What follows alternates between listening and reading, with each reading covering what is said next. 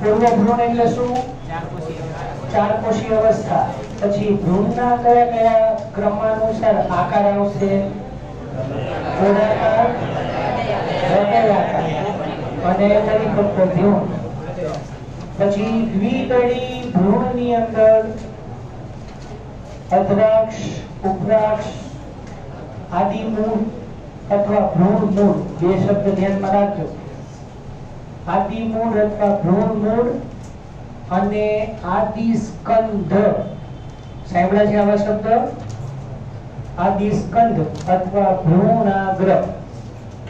એટલે આદિમૂળ અથવા ભ્રૂણ મૂળ કે જેમાંથી મૂળ તંત્રનો વિકાસ થાય, અને આદિસ્કંધ અથવા પ્રરોહાગ્ર કે જેમાંથી આખું પ્રરોહ તંત્ર બને. હવે આપણે ચેપ્ટરની એન્ડિંગ બાજુ છીએ. કાલે ચેપ્ટર પૂરું કરી દઈશ અને 10મું ચેપ્ટર કાલે જ ઇન્સ્ટન્ટ સ્ટાર્ટ કરશું. બરોબર? બપોરે નીટ. એકતરી વનસ્પતિની અંદર એકતરી બીજમાં ફરતે આવેલું આવરણ તુષ. તુષ એટલે ફલાવરણ ને બીજાવરણ બંને. વેરીફાઈ કર્યું? 12માની બુકની અંદર ખાલી ફલાવરણ આપ્યું છે. 11માની બુકમાં ચેક કર્યું હોય તો જોઈ લેજો. માં ફલાવરણ બીજાવરણ બીજું.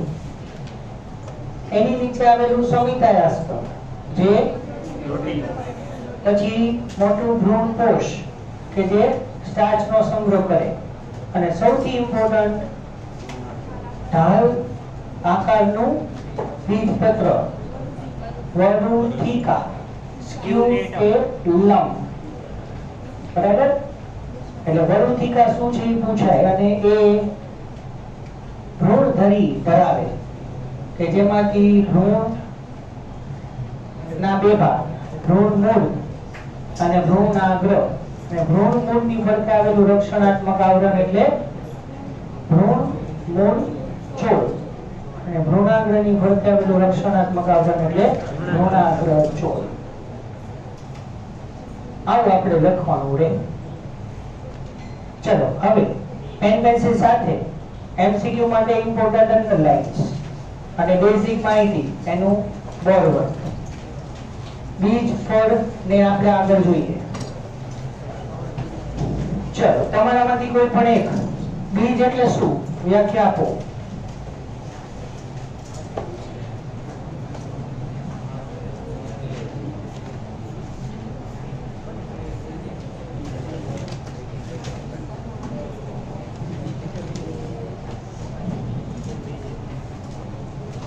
પહેલા ચેપ્ટરમાં આપણે ભણી ગયા કે પરાગનયનની ઘટના પછી પુષ્પના બધા જ ચક્રો ખરી પડે. વજ્રચક્ર, દલચક્ર, પુંકેસર અને સ્ત્રીકેસર, વજ્રચક્ર, દલચક્ર અને પુંકેસર ત્રણે ત્રણ ખરી પડે. માત્ર સ્ત્રીકેસર જ સંપર્કમાં રહે. અને છેલ્લી વાર આગળ પછી ક્યાંય નહીં આવે બીજનું. બરાબર? બીજાશયમાંથી ફળ. તો જેમ બીજાશયમાંથી ફળ, તો બીજાશયની દિવાલમાંથી ફલાવટ. બીજાશયની દિવાલ તો ફળની દિવાલ, એમ ફલાવટ. અંડકમાંથી બીજ તો અંડક આવરણમાંથી બીજાવરણ. અને અંડકોષ જે છે, તો આપણે શબ્દ પ્રમાણે જોઈએ તો યુગ્મનજ. જનન કોષોનું યુગ્મન થવું, જોડાવું. અથવા ફલિતાંડ સંધિ છૂટી પાડીએ તો ફલિત વત્તા અંડ, અંડકોષનું ફલન થયું. જ્યારે આપણે ફલિતાંડ શબ્દ વાપરીને એનો મતલબ એવો છે કે અંડકોષનું ફલન ઓલરેડી થઈ ગયું છે. બરાબર? તો બીજની વ્યાખ્યા કઈ રીતે અપાય? કોઈને કઈ આઈડિયા?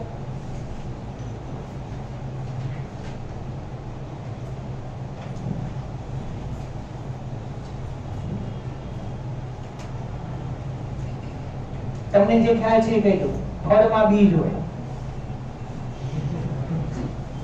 બીજમાં ભ્રૂણ હોય, તો બીજને કઈ રીતે વ્યાખ્યાયિત કરવું?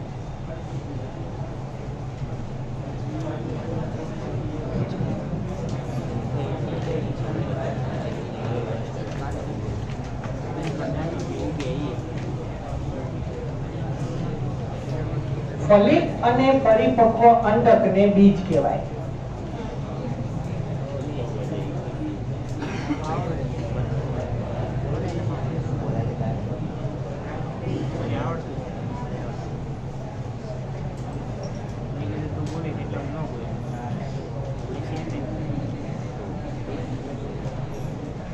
ફલિત અને પરિપક્વ અંડકને બીજ કહેવાય.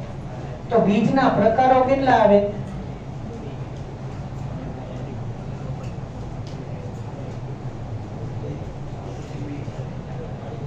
એકદળી બીજ.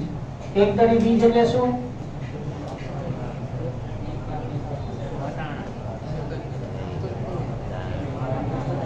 ઉદાહરણ નહીં, એકદળી બીજની પેલા વ્યાખ્યા.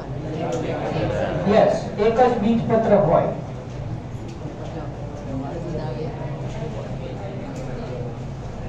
દાખલા તરીકે મકાઈ, બીજું ઘઉં, ચોખા, બસ બસ.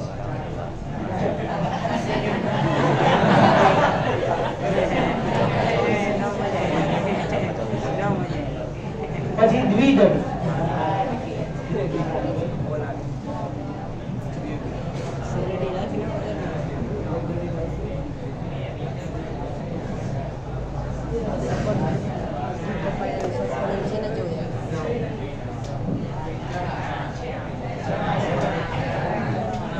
હા, લખું લખું.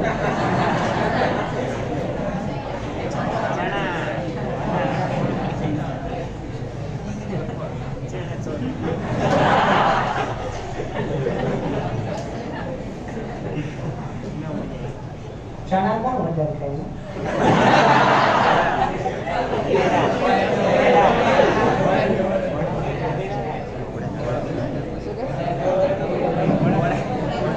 અચ્છા, તો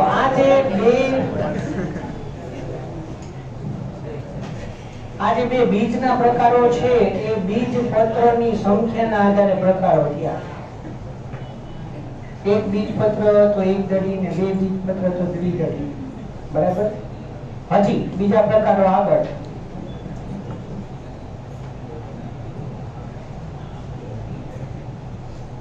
ભ્રૂણપોષી બીજ. તો એની અંદર ભ્રૂણપોષ હાજર. તો ભ્રૂણપોષી બીજ અને એકદળી બીજ મોસ્ટલી બધાના ઉદાહરણ સરખા આવશે. બરાબર.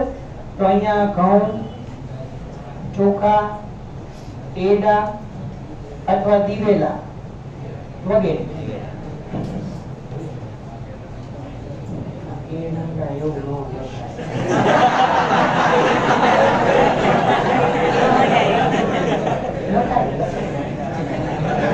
દિવેલાનું ગુલામનું નામ.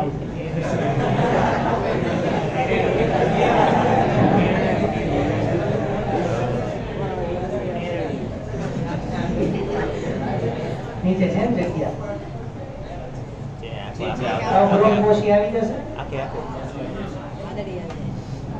ના ના, નથી.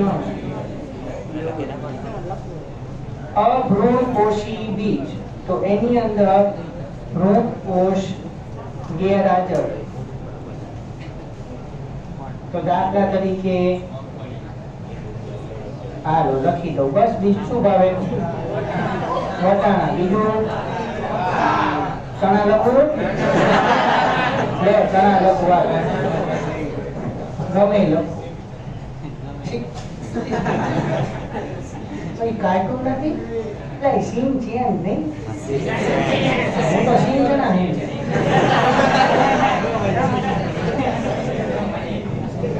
સારું છે. આજે જોક હોય. હું તો સીન છે ને કાર્ટૂન સમજતો.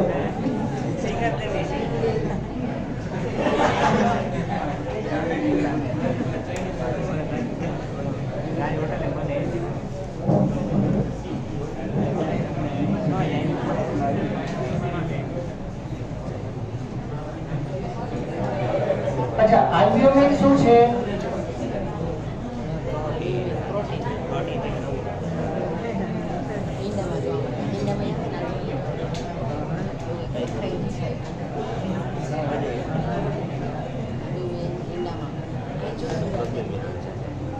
આલ્બ્યુમિન શું છે?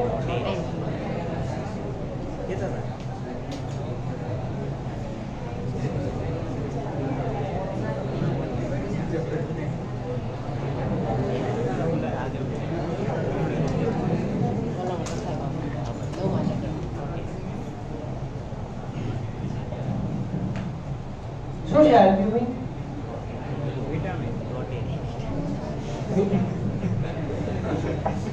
વિટામિન. કયું વિટામિન? એવું બોલ્યો જ ને.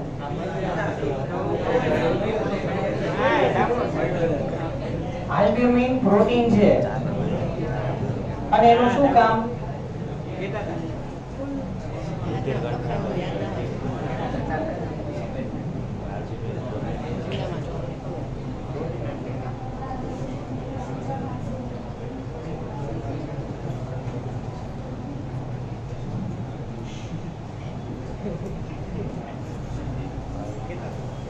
Albumin protein. ઓકે, સાચું. શું કાર્ય?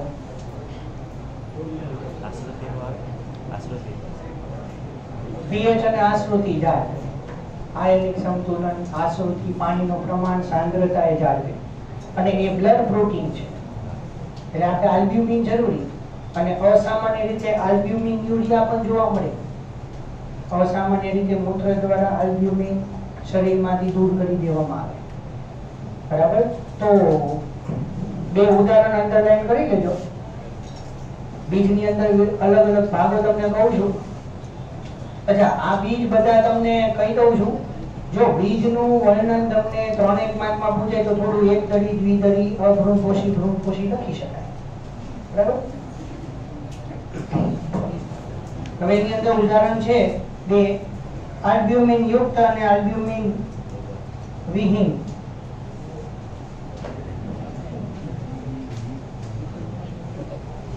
આલ્બ્યુમિન વિહીન બીજની અંદર ભ્રૂણપોષ સંપૂર્ણ રીતે વપરાય જાય. મેળવ્યું એવું?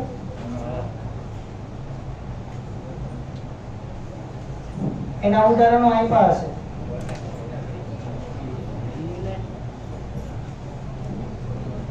આલ્બ્યુમિન યુક્તમાં અભ્રૂણપોષી એટલે ભ્રૂણપોષ નથી, આલ્બ્યુમિન જ પ્રોટીન છે ખાલી, એટલે સ્થાયી ભ્રૂણપોષ હોતો નથી. કારણ કે ભ્રૂણના વિકાસ દરમિયાન સંપૂર્ણ વપરાઈ જાય. એમસીક્યુ, વટાણા, મગફળી વગેરે. અને આલ્બ્યુમિન યુક્ત એટલે આલ્બ્યુમિન પ્રોટીન. જો યુક્ત અને મુક્તમાં ધ્યાન રાખજો. આ યુક્ત મુક્ત તમારે ઓલો 5મા ચેપ્ટરમાં ગોટાળા કરતું હશે. યુક્ત વજ્રપત્રી અને મુક્ત વજ્રપત્રી એવું આવતું હશે. હા, આ યુક્ત એટલે જોડાયેલું અને મુક્ત એટલે નહીં, ગેરહાજર એમ.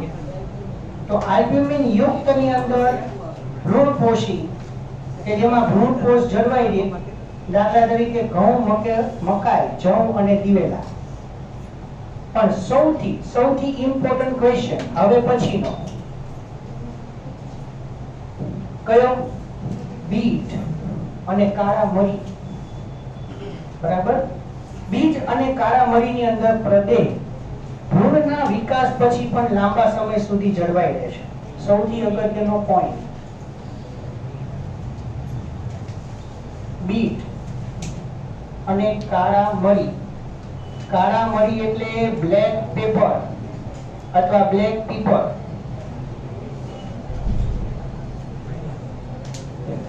પ્રદેહ લાંબો સમય જળવાય.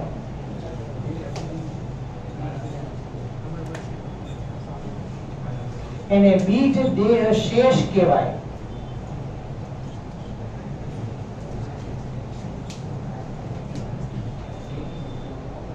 પણ ઇંગ્લિશમાં યાદ રાખજો, પેરીસ્પર્મ.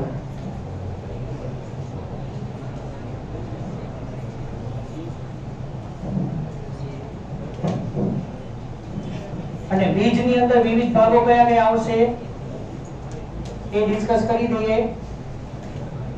બીજના વિવિધ ભાગો થોડાક જ છે. બરાબર? બીજપત્ર અથવા ભ્રૂણકોષ. તો બીજપત્ર અથવા ભ્રૂણકોષનું મેઇન કાર્ય શું? કે ખોરાકનો સંગ્રહ કરે અનામત જથ્થા તરીકે. એટલે આપણે જે કંઈ પણ બીજ ખાઈએ છીએ એનો અનામત જથ્થો આપણે પોષક તત્વ તરીકે ઉપયોગ કરીએ છીએ. હકીકતમાં એ બીજની અંદર પોષક તત્વો કોના માટે છે? ભ્રૂણ માટે. એટલે આપણે કાલે ફણગાવેલા બીજની આપણે ચર્ચા કરી તો બીજમાં ફણગો કઈ રીતે ફૂટે? તો કાં તો ભ્રૂણ કોષની અંદર કાં તો બીજપત્રની અંદર જે સંગ્રહિત ખોરાક હોય એ ભ્રૂણ ઉપયોગમાં લે છે અને પોતાની ચયાપચયની પ્રક્રિયા કરીને કોષ વિભાજન કરે છે.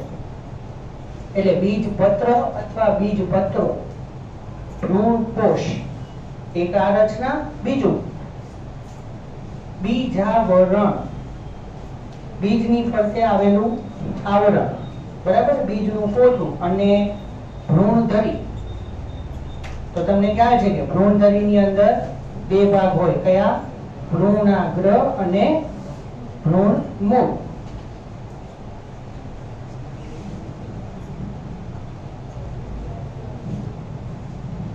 હવે થોડી સુષુપ્ત બીજની વાત કરીએ. કોઈ આઈડિયા સુષુપ્ત બીજ વિશે?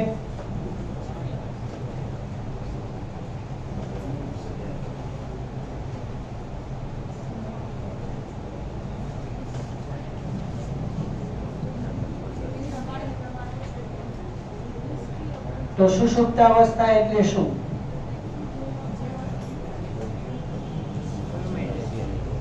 જે અવસ્થામાં બીજમાં પાણીનું પ્રમાણ ચલો એક્સેપ્ટ કે ઓછું છે, પણ એનો ફાયદો શું? એ ભ્રૂણ પોતાની ચયાપચયની ક્રિયા અટકાવી દે.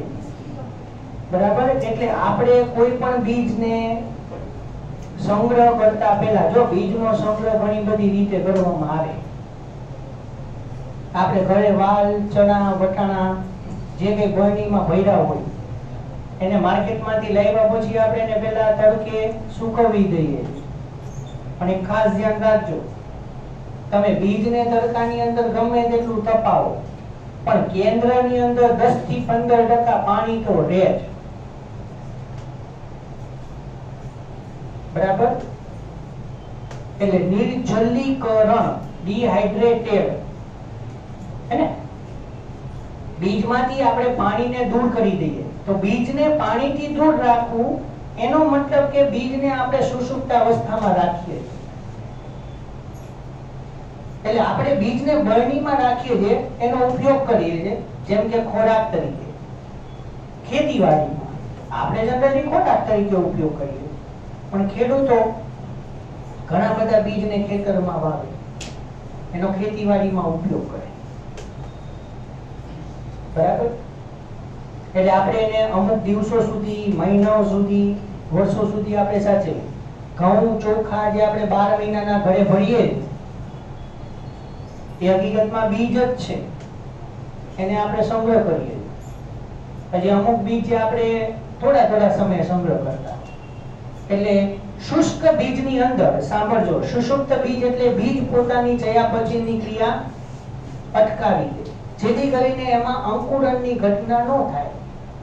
એટલે બીજ લાંબા સમય સુધી જળવાઈ રહે.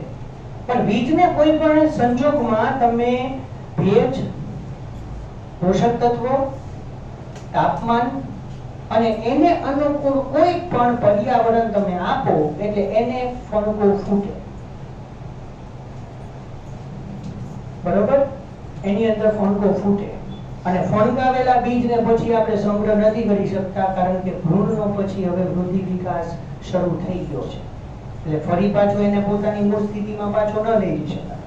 અને આ વસ્તુ તમારે 10 થી 15% પાણીનું પ્રમાણ એ તમારે 11મા ધોરણના 11મા ચેપ્ટરની અંદર વનસ્પતિ અને પાણીના સંબંધ, વનસ્પતિ જળ સંબંધોની અંદર તરબૂચ આવ્યું હતું, શાકીય વનસ્પતિ, શુષ્ક બીજ, મકાઈનો છોડ, રાઈનો છોડ, એવું બધું આવતું કે યાદ આવતું હોય. જોકે વર્ષો વીતી ગયા.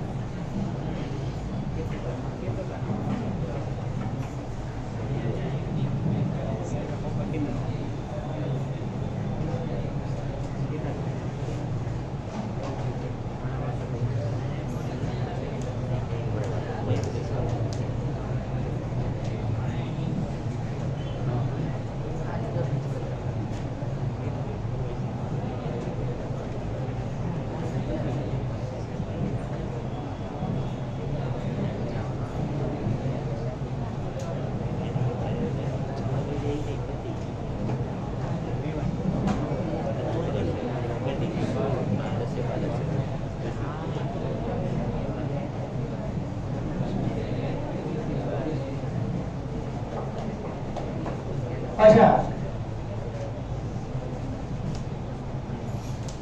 મગફળીમાં ફણકો ફૂટશે ને, સિંગમાં નહીં ફૂટે.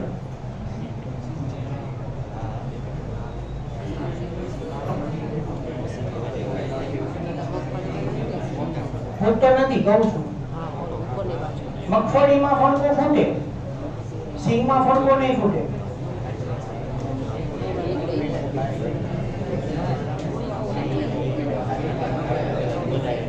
ના, સિંગને પાણી પલાળો ને એક કામ કરે, મગફળીના દાણાને પાણી પલાળી અને સિંગને પાણીમાં પલાળી. અરે આ જોઈ કોના ફણકો ફૂટે.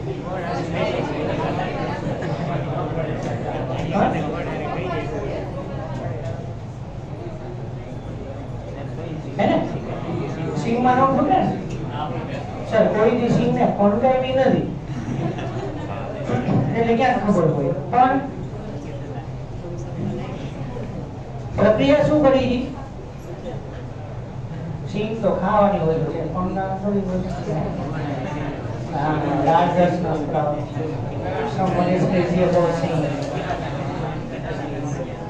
હા, સિકંદર કઈ કઈ બાસમે.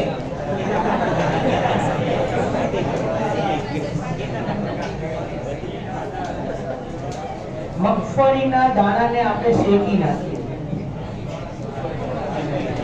શેકી નાખો ને એટલે પાણીમાંથી, અરે બીજમાંથી પૂરેપૂરું પાણી બાષ્પોત્સર્જન, બાષ્પીભવન થઈ જાય.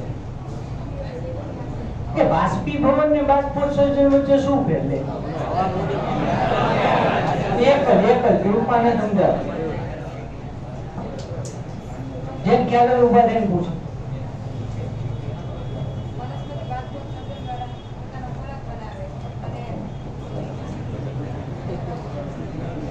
પ્રકાશ સંશ્લેષણથી બનાવે.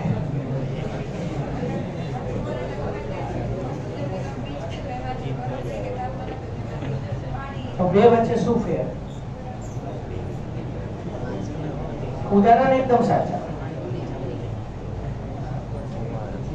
બેસો, વિચારી. નેક્સ્ટ નેક્સ્ટ બાષ્પીભવન. એટલે મેં અહીંયા એવો શબ્દ વાપર્યો, મગફળીના દાણાને આપણે શેકી નાખીએ છીએ. ચલો આપણે પછી આગળ ફળમાં જાવું છો. મગફળીના દાણાને શેકી નાખીએ એટલે એમાં બાષ્પીભવન થાય. સોરી, હા, બાષ્પીભવન, બરોબર. તો બાષ્પીભવન અને બાષ્પોત્સર્જન, પછી બાષ્પોત્સર્જન ને આપણે ઉત્સર્જન કહીએ ને એ બધા શબ્દ પછી અલગ. એ બાજુ અત્યારે નથી જાવ, પણ આ બે અચ્છા, બે વચ્ચે સમાનતા કહી દઉં. બે માં પાણી વરાળ સ્વરૂપે જ જાય, પણ બે વચ્ચે શું છે?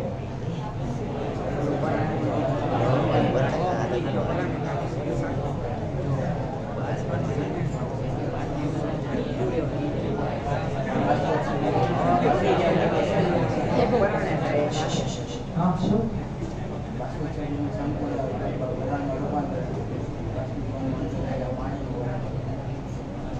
અંતે તો વરાળ જ ને, બેમાં તો પાણીની વરાળ. એકદમ સાચું.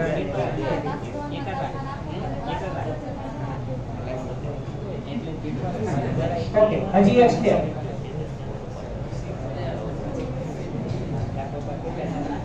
નહીં ખ્યાલ આવે, કહી દો. બાષ્પીભવન એટલે ભૌતિક પ્રક્રિયા અને બાષ્પોત્સર્જન એ જૈવિક પ્રક્રિયા. એટલે આપણે બાષ્પીભવનની અંદર ઊંચું તાપમાન આપીએ એટલે પાણી પ્રવાહી સ્વરૂપમાંથી વરાળ સ્વરૂપમાં પણ એક જ સમયે સીધું પાણી વરાળ સ્વરૂપે ફેરવાઈ જાય, જેટલી તમે ઉષ્મા આપો એ પ્રમાણે. પણ બાષ્પોત્સર્જનની અંદર ધીમે ધીમે જેમ જેમ તાપમાન વધે, ભેજ ઘટે, એમ પાછું વનસ્પતિને તે પોતાની અંદર પાણીનું પ્રમાણ પૂરતા પ્રમાણમાં જાળવી રાખવાનું છે. The plant is not able to enter in the dehydration condition. વનસ્પતિને ડિહાઇડ્રેશન ન થવાનું, અને વનસ્પતિમાં અમુક હદ સુધી તાપમાન જ્યાં સુધી વધશે ત્યાં સુધી પાણીને ગુમાવશે, પણ એક લિમિટ સુધી. પણ એક સમયે જે તાપમાન વધી ગયું તો જો શરીરની અંદર પાણીનું પ્રમાણ ઓછું હશે, હું વનસ્પતિની વાત કરું છું, તો જો વનસ્પતિની અંદર એક લેવલે પાણીનું પ્રમાણ ઓછું હશે તો પણ ઊંચા તાપમાને વનસ્પતિ બાષ્પોત્સર્જન નહીં કરે, વાયુરંધ્રને બંધ કરી દેશે. અને એટલા જ માટે તેને રણમાં ઉગતી દરેક વનસ્પતિઓની અંદર દિવસ દરમિયાન વાયુરંધ્ર બંધ હોય છે. એ તમે ઓલું કેમ ચક્રમાં ભણી ગયા હોય તો CAM પથમાં. અને એમાંય પાછી ખાસિયત એવી છે કે વાયુરંધ્ર બંધ હોવા છતાં દિવસ દરમિયાન તોય ખોરાક બનવાની ઘટના થાય જ છે. બરાબર? એટલે આપણે મગફળીના બીજને શેકી નહીં, એટલે ભૂણને જીવિત રહેવા માટે જે વચ્ચે 10 થી 15% પાણી એના માટે જે જરૂરી હતું એ પણ બીજ ગુમાવી દેશે તાપમાનની સામે અનુકૂલન સાધવા માટે. અને ભ્રૂણની ફરતે જે 10 થી 15% પાણી જે છે એને સંપૂર્ણ રીતે પાણી ગુમાવી દીધું ભ્રૂણે, એટલે ભ્રૂણ મૃત્યુ પામશે. એટલે પછી શીંગમાં ફંગો ફૂટવાની પછી કોઈ શક્યતા નહીં. એમાં ભ્રૂણ નિષ્ક્રિય થઈ ગયું અને સુકાઈ ગયું. સિંગની અંદર તમે ટોચ ઉપર જોજો એ ભ્રૂણ જ છે, અને મગફળીમાં ટોચ ઉપર એ ભ્રૂણ છે, પણ બે વચ્ચે ફેર એટલો કે સિંગમાં કડક ભ્રૂણ હોય, મગફળીમાં નરમ ભ્રૂણ હોય. બરાબર? અચ્છા, તો પહેલો પેરેગ્રાફ બીજનો, એના ઉદાહરણ યાદ રાખજો. બીજું, અને એક વસ્તુ જો યાદ હોય તો બીજ સૌથી પહેલા અંતઃચૂષણ દ્વારા પાણીનું શોષણ કરે. ખબર છે? 3 મુદ્દા કહું છું. બીજ સૌથી પહેલા અંતઃચૂષણ દ્વારા પાણીનું શોષણ કરે. એના પરિણામે શું થશે? બીજ કેન્દ્ર અને બીજ છિદ્ર, આ બે ખબર છે?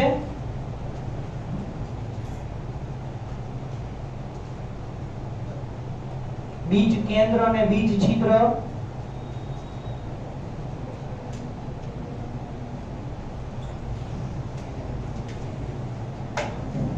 નહીં.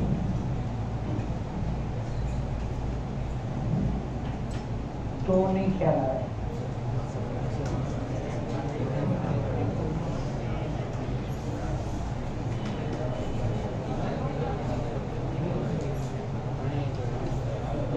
સાંભળો, આજે ઘરે જઈને એક એક્ટિવિટી કરજો.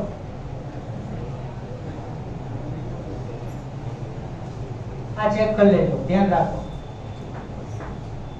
વાલનું બીજ, બરોબર? એની અંદર ખાસ તમને બે મુદ્દા તમને કહું છું, ધ્યાન રાખજો ખાસ. આજે ઘરે જઈને વાલનું બીજ જોજો. વાલના બીજમાં બરોબર વચ્ચે એક ડાઘ હોય. આ તો દેખાઈ જશે વાલમાં, મગમાં, ચણામાં ઉપર.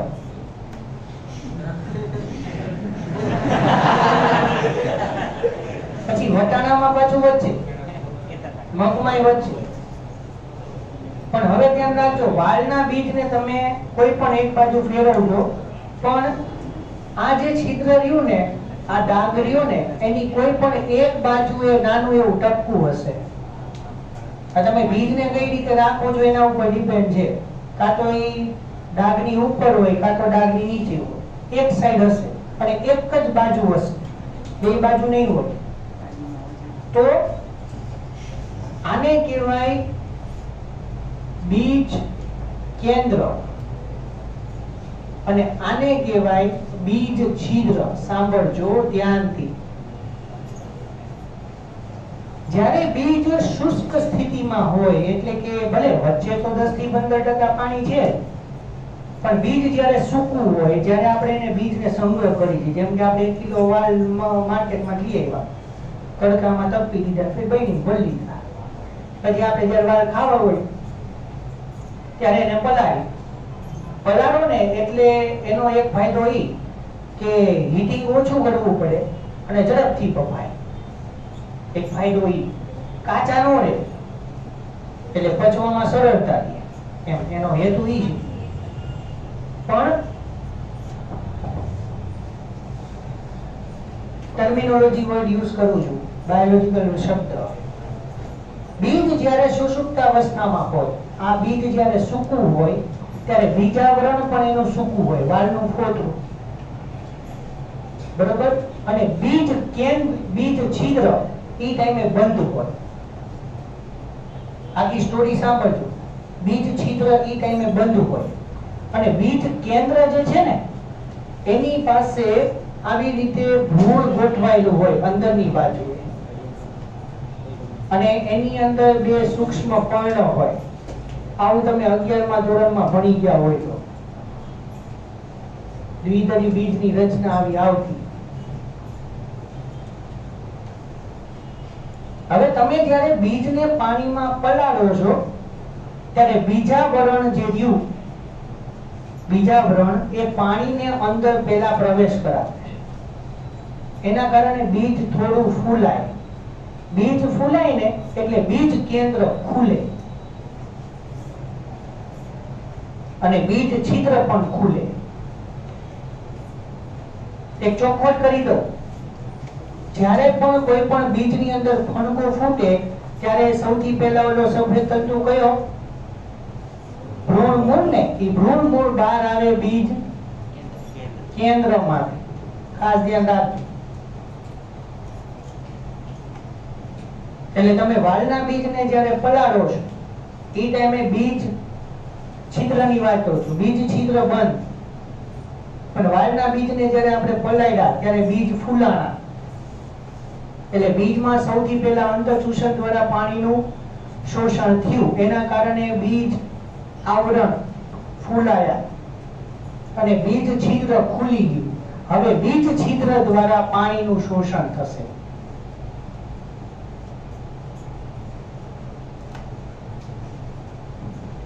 શરૂઆતમાં બીજાવરણે પ્રાઇમરી કામ કરી દીધું.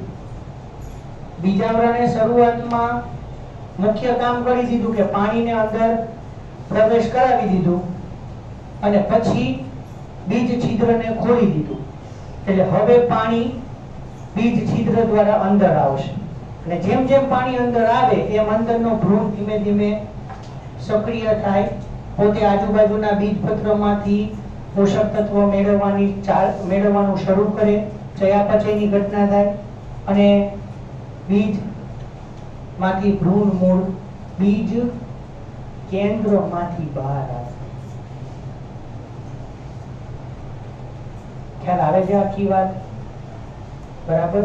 એટલે આ વસ્તુ બીજ કેન્દ્ર અને બીજ છિદ્ર વચ્ચે ભેદ. ઘણી વખત આપણે બીજ છિદ્ર અને બીજ કેન્દ્ર સમજી દેતા હોય છે, પણ બે વસ્તુ વચ્ચે ઘણો ફરક છે. એટલે બીજ કેન્દ્ર શું છે? ભ્રૂણ નો ભ્રૂણ મૂળ ભાગ બીજની અંદર ધરાવે છે. ફણગો ગમે ત્યારે ફૂટે. તમે ચણામાં ફણગો ફૂટે ઉપરના ભાગેથી ફૂટે, મગફળીમાં તો ઉપરના ભાગેથી, વાલમાં વચ્ચે, મગમાં વચ્ચે. ક્યારેક પણ કમાન આકારે હોય પણ વચ્ચેથી જ ભ્રૂણ નીકળે. બધલ કમાન આકારે, કારણ કે ભ્રૂણ મૂળનો અલગ અલગ આકાર હોય. ભ્રૂણ મૂળનો આકાર નથી જોવાનો, ઈ ક્યાંથી બહાર આવ્યું ને ઈ જગ્યા જોવાની છે. એટલે હંમેશા ભ્રૂણ મૂળ બીજ કેન્દ્રમાંથી જ બહાર આવે, જ્યારે બીજ છિદ્ર પાણીનું શોષણ કરવાની ક્રિયા કરે દરેકની અંદર. તો આ વાલની અંદર તમે આ ખાસ જોજો, લગભગ કોઈ પણ એક બાજુ તમને બીજ છિદ્ર જોવા મળશે. અને થોડું પ્રકાશમાં રાખજો, થોડું લાઇટમાં રાખજો તો તમને સ્લાઇટ બ્રાઉન કલરનો એક ટપકું તમને દેખાશે. બીજ કેન્દ્ર તો તમને ઈઝીલી દેખાઈ જશે કે ડાઘ જ છે, પણ કોઈ પણ એક બાજુ બીજ છિદ્ર ધ્યાનથી જોજો. એકચ્યુઅલી 11મા ધોરણની અંદર 5મા ચેપ્ટરમાં જે દ્વિદળી બીજની રચના છે એ ટાઈમે બીજને ખોલીને એના કયા કયા ભાગ છે તે આખું આવે છે. 11મા ધોરણમાં જ આવે છે આખું. બરાબર. તમે પલાળેલા વાલના બીજને ખોલો એટલે બે બીજપત્ર તમે છૂટા પાડો અને એની અંદર આ જ ટાઈપનું ભ્રૂણ જોવા મળે અને આ ભ્રૂણના ભાગ તમને કહી દઉં, આ બે સૂક્ષ્મ પર્ણ અને ઈ બે સૂક્ષ્મ પર્ણ આ રીતે ગોઠવાયેલા હોય આમ. એટલે એક સૂક્ષ્મ પર્ણ એક બીજપત્ર બાજુ હોય, બીજું સૂક્ષ્મ પર્ણ બીજા બીજપત્ર બાજુ હોય. એટલે સૂક્ષ્મ પર્ણ નામ છે એટલે એનો મતલબ એવો નથી કે એને પ્રકાશ સંશ્લેષણનું કામ કરવાનું છે, ના. એ સૂક્ષ્મ પર્ણ સફેદ જ છે, પણ એને માત્ર કામ એ કરવાનું છે કે બીજપત્ર જે આજુબાજુના છે એમાંથી પોષક તત્વને લઈને ભ્રૂણને આપે. અને આ જે ભ્રૂણની ધરી છે એના નામ કહી દો. ઉપરનું પ્રરોહાગ્ર અથવા ભ્રૂણાગ્ર, ઉપ્રાક્ષ, અધ્રાક્ષ અને ભ્રૂણ મૂળ, જે આપણે કાલ બધું ભણી ગયા.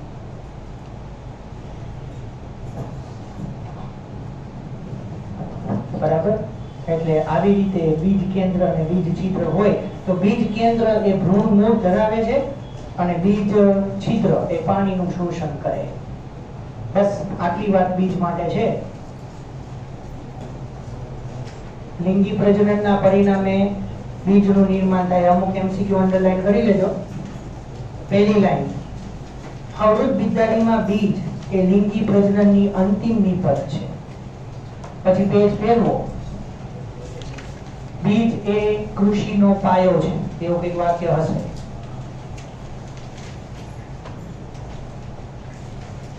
બીજ એ આપણી કૃષિનો પાયો છે. આલ્બ્યુમિન યુક્ત અને આલ્બ્યુમિન મુક્ત બીજના ઉદાહરણ યાદ રાખજો. અને ખાસ બીટ અને કાળા મરી.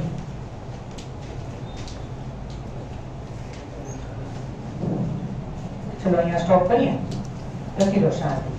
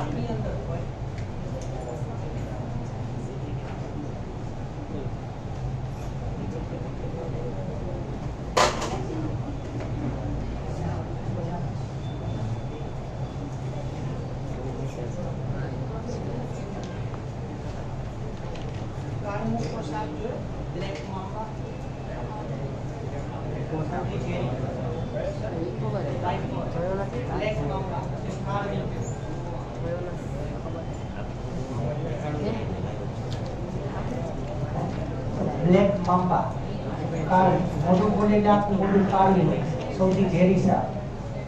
અને એના ઝેરના એક ટીપાથી એક સાથે 2000 વ્યક્તિઓના મૃત્યુ થાય.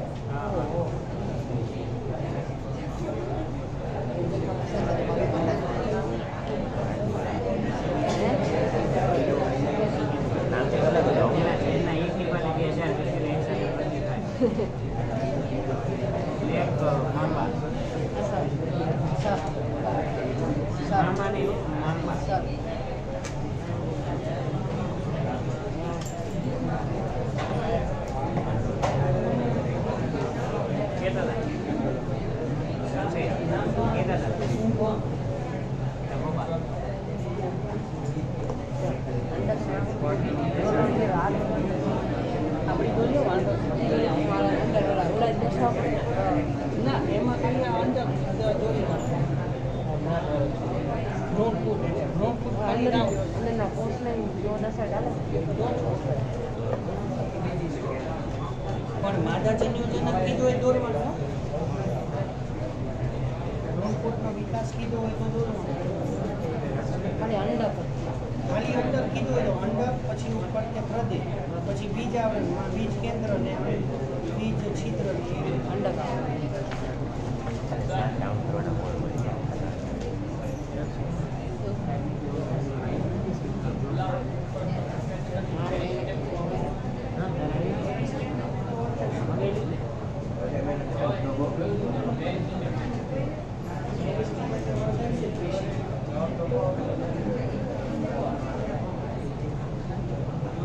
ફુલાવરની અંદર જે આપણે ભાગ ખાઈએ છીએ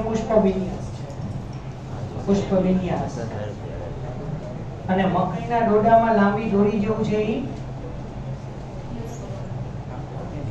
પરાગવાહિની લાંબી દોરી જેવું છે પરાગવાહિની નો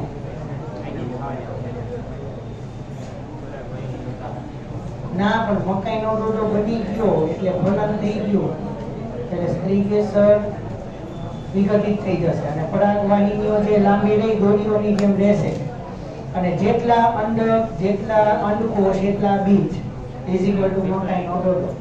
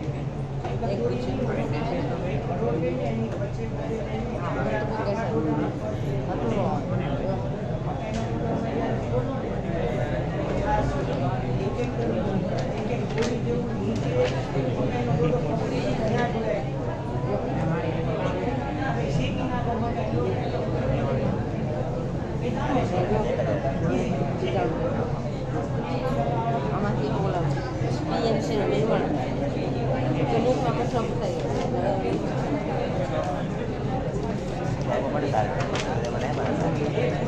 શું મેં બરાબર ઓલામાં